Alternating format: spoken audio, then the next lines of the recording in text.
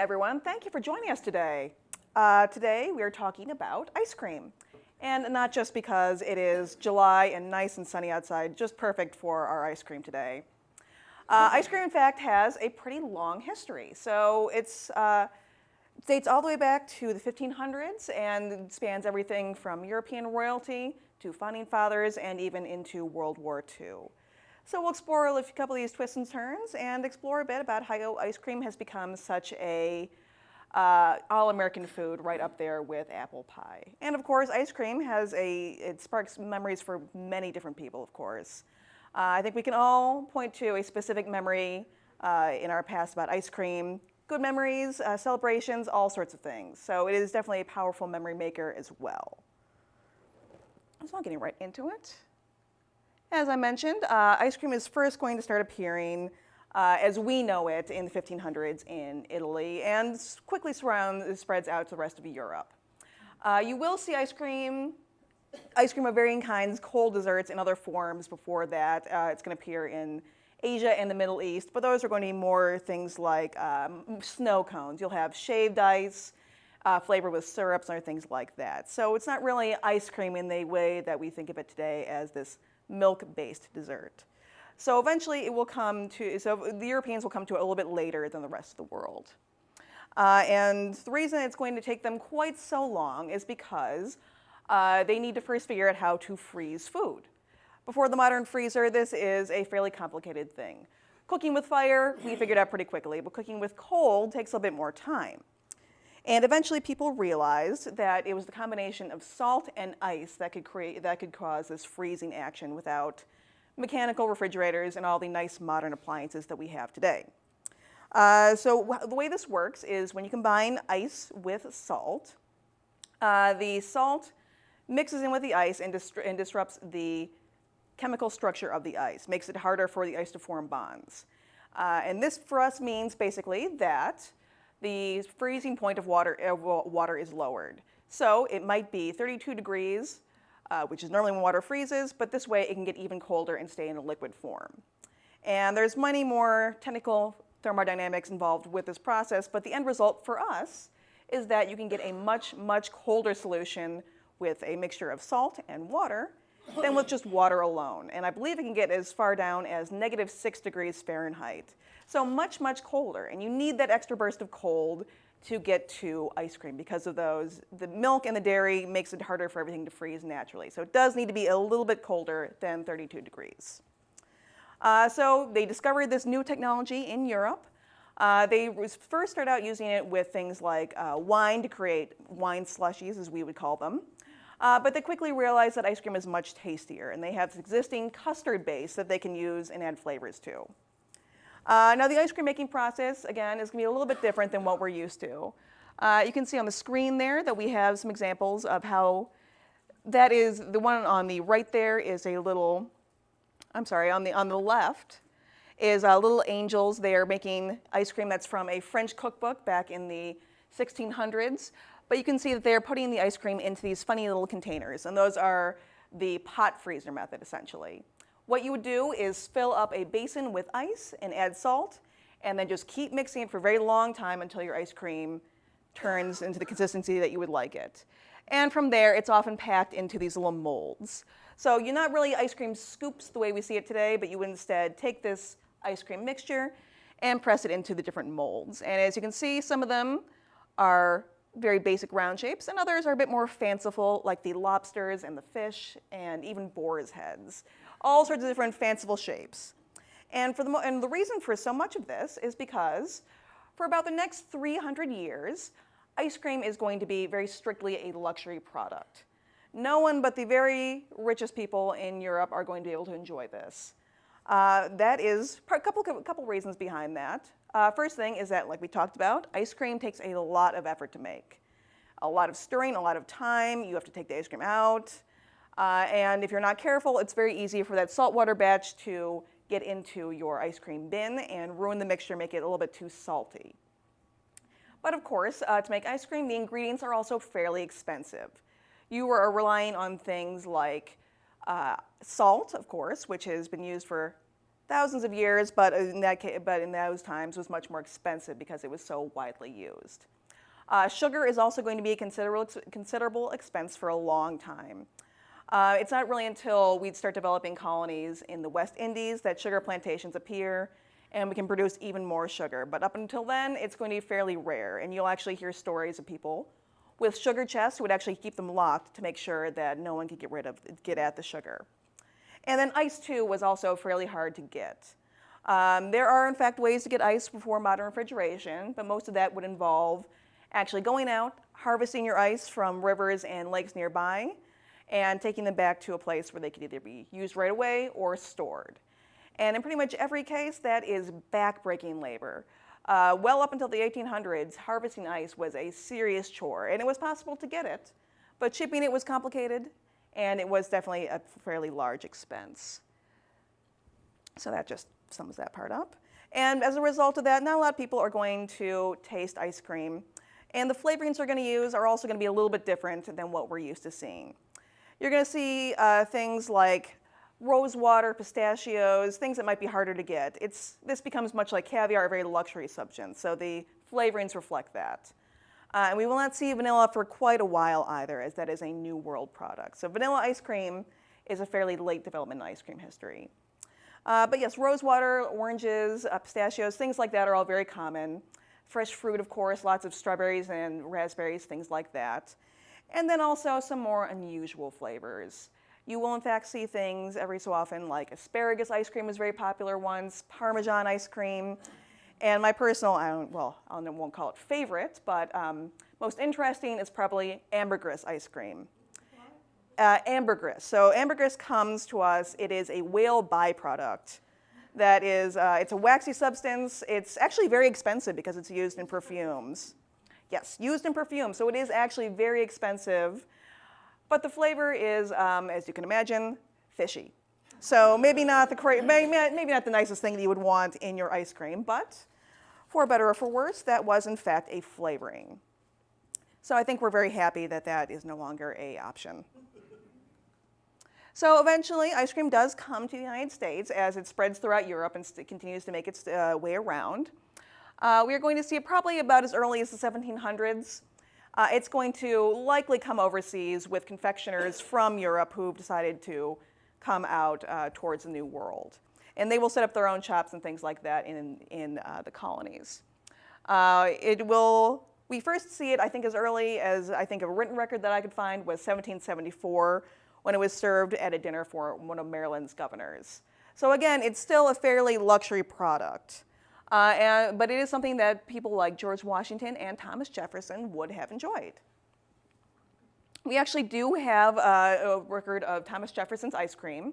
He loved it so much that he had it specially written down. And this is one of the older recipes for ice cream that we still have today.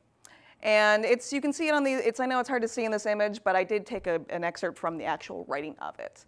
And that is because this very nicely illustrates just how much of a pain in the neck ice cream was to make. You would put it in the sabotier, which is a French term for the pot freezer. You would add the salt, you have to mix it up, you'd keep mixing it, you'd put it back in the ice, you'd mix it up again.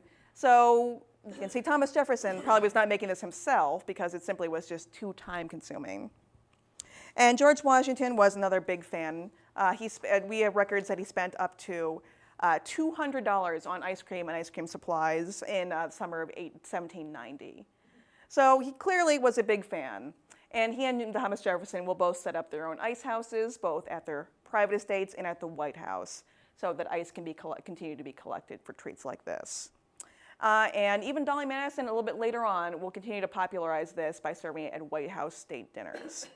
So these famous Americans are going to really bring ice cream into the American consciousness, just really let people know that this is a food, but again, probably not very accessible for quite a while. So as we keep going here. So eventually, we do get ice cream that comes out to the general public. So a couple things are happening starting around in the 1800s and actually largely in America, which is interesting. Ice cream may not have been invented in America, but much like apple pie, a lot of innovations, a lot of entrepreneurs are coming out of America to really bring ice cream into the popular treat that it is today. So one of the major innovations is going to be a shift in how ice is harvested. Usually, if you want ice before this, you're going to hope that you have a river nearby or something that freezes so you can get that ice that way. And during the summers, that's a little bit harder to do. And starting in the early 19th century, a man named Frederick Tudor is going to start the ice industry in Boston. He's going to figure out how to ship and package and send ice all over the world, which will then become ice cream. And again, this seems like a weird industry for us in the modern perspective, but ice, that actually becomes a billion-dollar business as he continues to move ice around, figure out how to ship it. And by 1865, two out of 3 homes in Boston are getting ice delivered every day. So having this ready access to ice brings down the labor cost, makes ice much more accessible. And thankfully, it's still coming, while we haven't quite yet gotten to mechanical refrigeration at that point, the ice is probably still a little gritty, not very nice because it's stored in sawdust and comes from the rivers. But it would be used to cool things down, not put directly in drinks like we see it today. So the ice is coming. The ice helps keep products. When did the ice boxes come into vogue? I would probably say around the late 1800s, 1865. Again, if they're having delivered to the houses, probably you start to have that developing. I'd have to look up the exact date, but that's probably around that's where you're going to see those insulated ice boxes coming out. Yes. Back in the 1940s, I was in northern Wisconsin in the winter, and they would go out into the lakes where there was ice. Oh, yes. And they would do precisely what you see them doing here. They would chop that ice all up. They would put it into trucks or horse-drawn vehicles. They would take it to the nearest towns, which had huge barns filled with sawdust. And they would put that ice into this sawdust, and that ice would last all summer long. The old ice houses are actually, they're incredibly good at storing this ice, even though, again, it doesn't rely on the mechanical refrigeration. But yeah, the ice houses, as those start to develop, those are surprisingly great at actually getting that ice, keeping it cool even without the mechanical refrigeration. And that image doesn't really show the full extent of it, but the ice harvesting process for a long time is going to be absolutely back-breaking labor. You see these guys here with the saws, but these are massive blocks of ice. You're going to have teams of horses out there helping drag it around. It is absolutely a time-consuming process. So by the time that the ice industry really starts going, mechanical refrigeration takes over. We start to make artificial ice, and that actually makes it a lot easier for ice to, again, come down in price. And at the same time, things like sugar, salt, cream, those are also starting to become more and more affordable over time. So now we have the actual ingredients to make the ice cream with. That does help. But unfortunately, we're still stuck with this old-fashioned pot freezer method, and that is going to be a significant barrier. If you want to make ice cream in any great quantity, you can make it for your house, of course. But if you want to sell ice cream, you really need someone making ice cream almost 24/7 to create enough quantity to make a significant profit. And that is when Nancy Johnson comes in. So Nancy Johnson, in 1843, you can see the design there for her artificial freezer that she patented. Now this is you can see here that it's got a couple different parts. There's the outside portion, and there is then an inner tub that goes inside, and then that third thing on the side there is the internal dasher. So what this is going to do, this is going to make it so that your ice cream is actually stirred throughout. You get enough air mixed in there to keep it nice and fluffy the way we like it instead of rock hard. And then just makes it much more easy and reliable. You can just turn the crank, and still requires a fair amount of effort, but you certainly can make this much easier.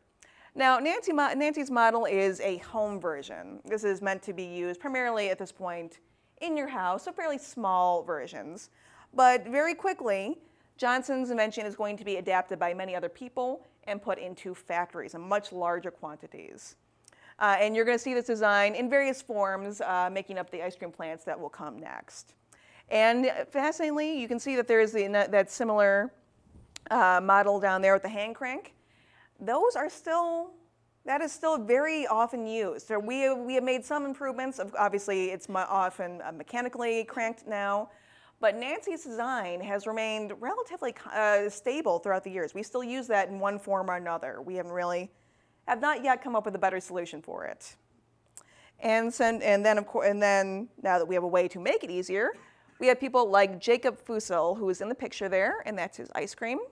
He is going to be in Baltimore, Maryland, and he is going to be considered the founder of the American ice cream industry. So he's going to take this from a cottage operation, maybe it's made in your rich, wealthy person's kitchen, and to really take it into a form that we can bring to the masses. He is a milk dealer, and he finds himself with a surplus of cream, and he's trying to figure out how to use this up without it going bad. And so he hits upon the idea of making this into ice cream. And so he's actually going to start his own ice cream plants. He's going to be one of the first people in the United States to make and sell ice cream on a large-scale process. And by 1909, his factory is making and packing 30 million gallons of ice cream annually. So that is shipped throughout the United States and to other locations. So that is a huge benefit. We get to the point where it's being produced so much that we can actually see it distributed to the masses. And so as a result of all these different factors, by the end of the century, you're going to be seeing much more widely available ice cream and many more people enjoying it. It's going to have a huge jump in popularity. And part of that is going to be maybe not the highest quality ice cream, but you will see things like street peddlers who will come out offering blocks of ice to children and adults alike. And that it will be not the most sanitary way, usually wrapped in a square of paper or a little dish, which would then be licked out and then given back to the peddler. So we've come a long way since then. And thankfully, by the time we get to the 1900s, we start to come up with all sorts of new ways to eat this ice cream as it becomes more and more popular. So, ice cream cones. Very popular treat, of course, but this is a contentious subject in food history. There are at least 3 people who all claim to have invented, or who have a claim to the ice cream cone industry. And unfortunately, for as many things with this sort of thing, we just don't know who the actual person is. The most popular story you're going to hear is around the 1904 St. Louis World's Fair. You're going to hear that a man named Ernest Hamwee, he's making these waffle-like things, very similar to that, and he's going to make them, just regularly selling them, and he's going to notice nearby his neighbor is an ice cream seller, and he's run out of the little dishes that the peddlers would hand out. They team up, he gives him some of these cones, and of course the ice cream cone is born. And in reality, that's not quite true. We know that these wafer cones have been used for quite a long time prior to 1904 for various other desserts. And there is some evidence, it's again not a lot of actual written details we can rely on, but things like an 1807 image from a Paris ice cream shop of a woman who appears to be holding an ice cream cone. So we can probably say this is not the very first time that they are appearing. And in fact, there is, before this, in 1903, a man named Italio Marchioni in New York City is awarded a patent for an ice cream cone machine. So Hamwee, probably not the very first person. However, ice cream cones that are sold by Hamwee and other people at the fair really skyrocket in popularity after people see this new way of eating ice cream. As in so many other things, the World Fairs may not have invented these things, but they certainly did help popularize them. And ice cream cones absolutely take off. In fact, Hamwee is actually going to start his own ice cream cone company after the World's Fair. So this story may have been a little bit of self-promotion to really kick off his ice cream cones. And just 2 decades after this, we're going to get from the first appearance of popular ice creams in 1904 to Americans consuming 245 million ice cream cones per year. So it's a pretty big jump up.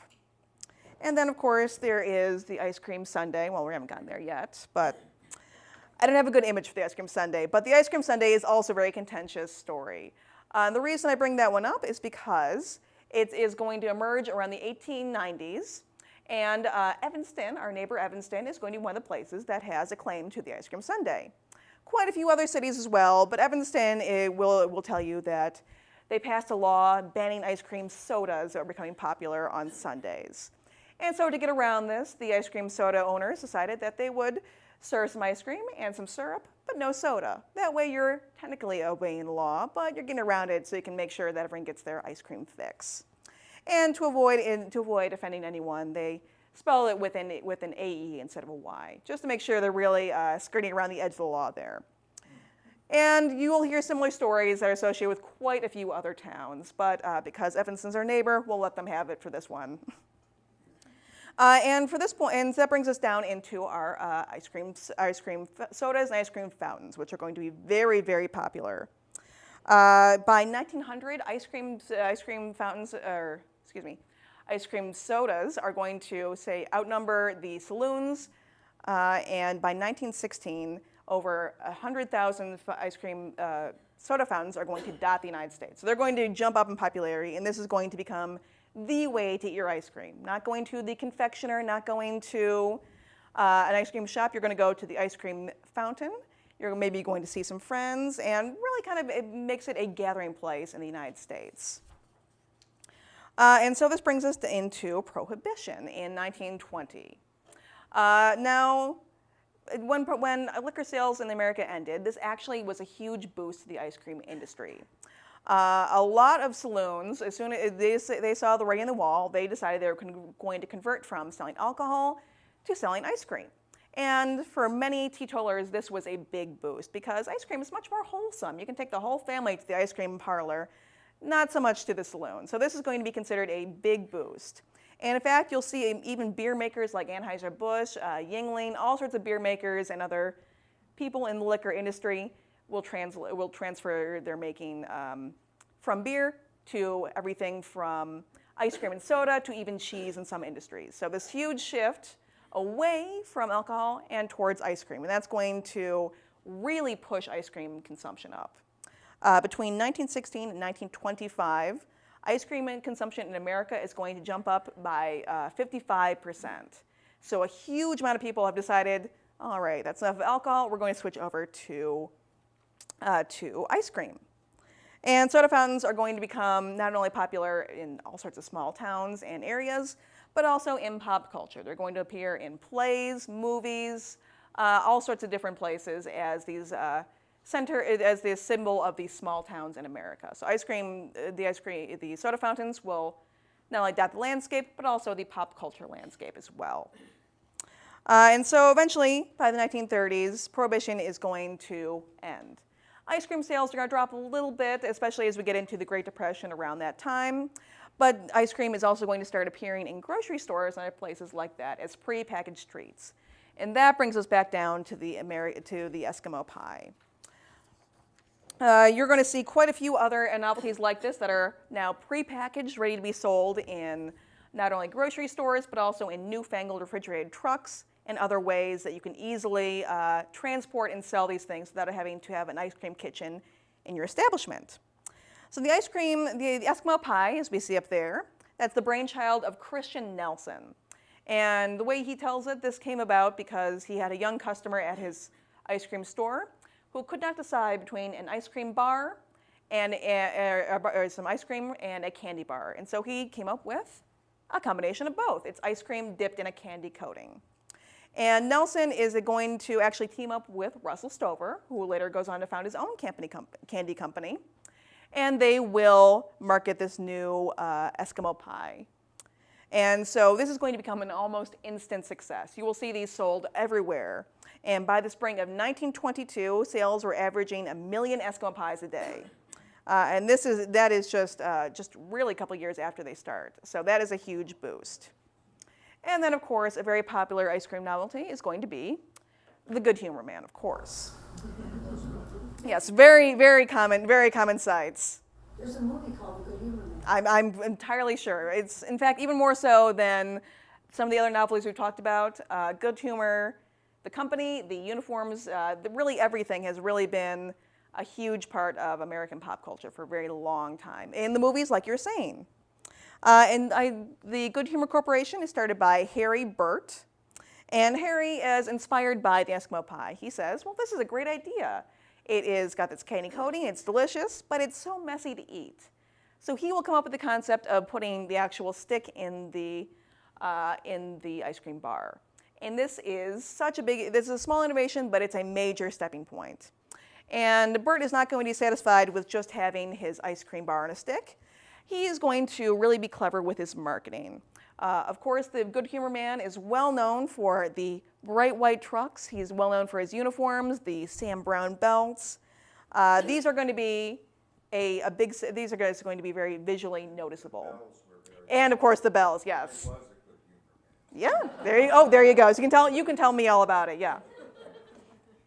No, yeah, and Bert originally just took the bells right off the family bobsled to add to the carts. And Bert is also going to be taking advantage of the newfangled technology of refrigerated trucks.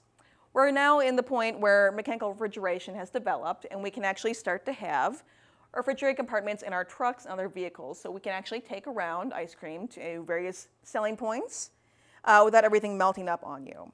And of course, the company name comes from the fact that eating ice cream puts you in a good humor, in a good mood. So Bert really played on this idea that ice cream is such a cultural, it's something associated with happy memories. And these were a hit. You'd even have kids, of course, were loving the ice cream, the Good Humor bars, but even marketed towards housewives. Housewives would get these booklets of recipes, ideas for doing things at their luncheons and dinners using Good Humor brand ice cream bars. So all of these innovations are putting a huge ice cream in America is selling more and more ever than before. It's becoming a huge, not only just a product, but an industry. And by 1929, Americans are eating more than 365 million gallons of ice cream a year. Huge jump up. And again, things are going to dip down a little bit in the 1930s as the Depression hits and Prohibition ends, of course. But in 1940 is going to have a significant jump. And the reason for this, a couple different reasons, but World War II definitely helps. So we see ice cream in a lot of different formats, but it's actually been used as a morale booster during wars for quite a long time, as far back as the Civil War. Walt Whitman himself, in 1864, was traveling around hospitals as a nurse, and we have a letter that he wrote to his mother during around those times. And here's a little excerpt of it. I must tell you, I gave the boys in Carver Hospital a great treat of ice cream a couple of days ago. Many of the men had to be fed. Several of them, I saw, cannot probably live. Yet they quite enjoyed it. I gave everyone some. Quite a number of Western country boys had never tasted ice cream before. So it's being used even as far back as the Civil War, as this motivational boost for soldiers. Gives them a taste of home, something to look forward to, and really helps keep morale up during what must have been a terrible conflict. And in World War I, ice cream is going to get its official Army endorsement as a morale-boosting food. But World War II really kicks things off. More so than ever before, ice cream is going to become a huge part of the American war effort.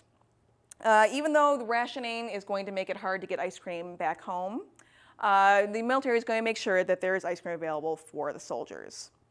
You will actually hear stories as early as 1943 that pilots flying around are going to be making their own ice cream. They will fill a bucket with ice cream mix, they'll strap it to their planes, and then take it with them on bombing runs. And the combination of the high altitude and the vibrations of the motor means that by the time they land, they've got some nice churned ice cream to eat.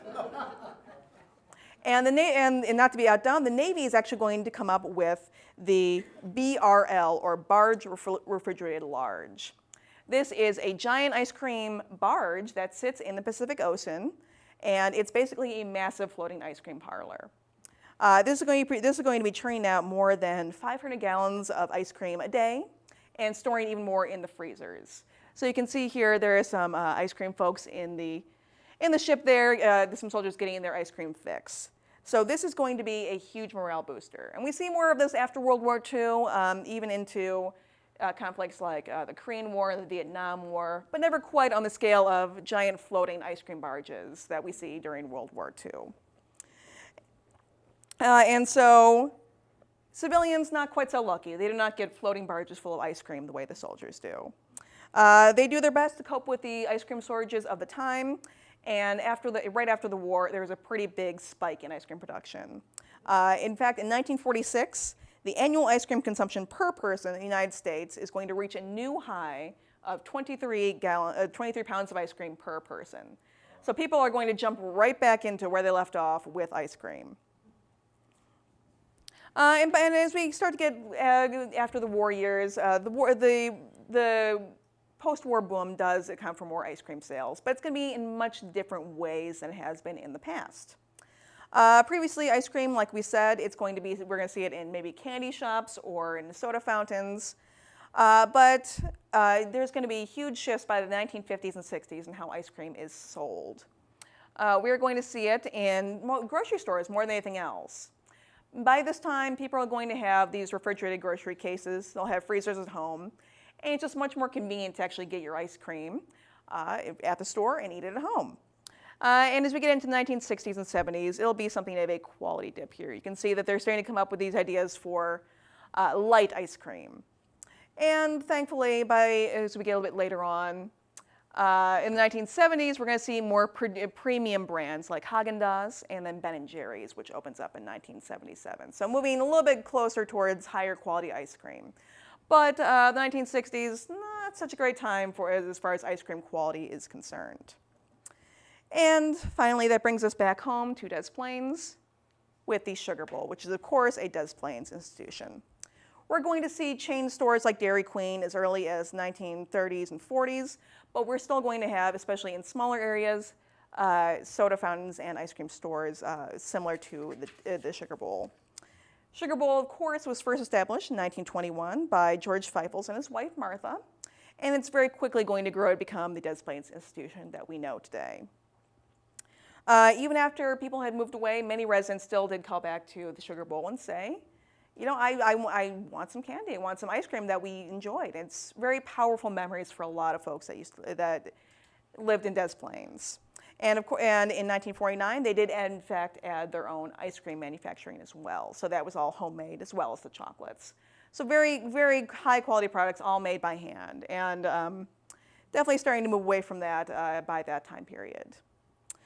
So the Sugar Bowl, of course, was open in the city for about 75 years, but closed in 1997. Now that's reopened, they did keep the name, but it is a different owner now. So a little bit, just very quickly going through the last couple hundred years of ice cream. But it has come a long way, and amazingly has remained fairly true to that original custard base that was being used in the 1500s. The flavors have changed, certainly, but the actual mix itself has stayed pretty stable. All right, well, thank you all so much.